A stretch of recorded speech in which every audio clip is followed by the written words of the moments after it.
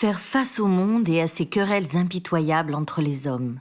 Souffrance, guerre, intolérance, violence.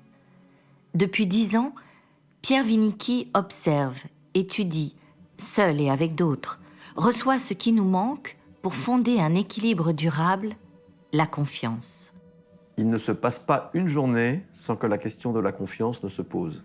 En famille, avec nos amis, au travail, quand on doit aller voter, eh bien cette question se pose tout le temps. Le problème, c'est que jusque-là, on ne savait pas la mesurer, cette confiance. Mesurer et se mesurer soi-même. S'accorder le droit à l'erreur ou l'accorder à autrui. Pouvons-nous nous défaire des défiances? Pierre y croit et plante un défi. L'arbre de confiance, c'est un outil qui permet de mesurer la confiance. Et dès lors que l'on peut la mesurer, eh bien on peut la renforcer.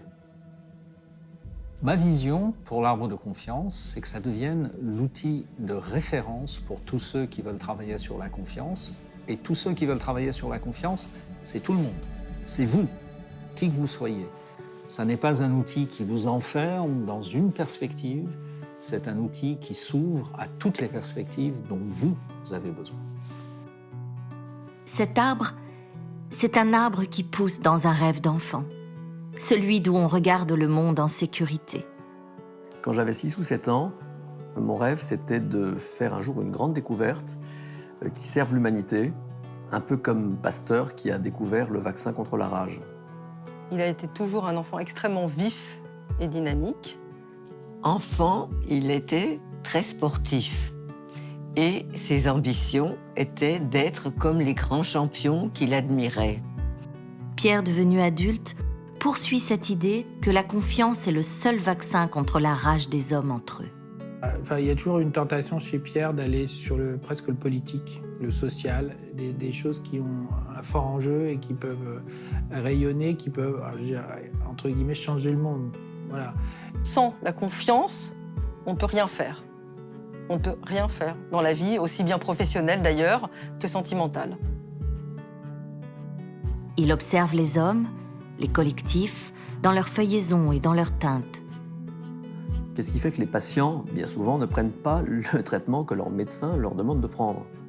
Qu'est-ce qui fait qu'un salarié, souvent, ne va pas forcément mettre en œuvre ce que son manager ou son dirigeant aimerait qu'il fasse?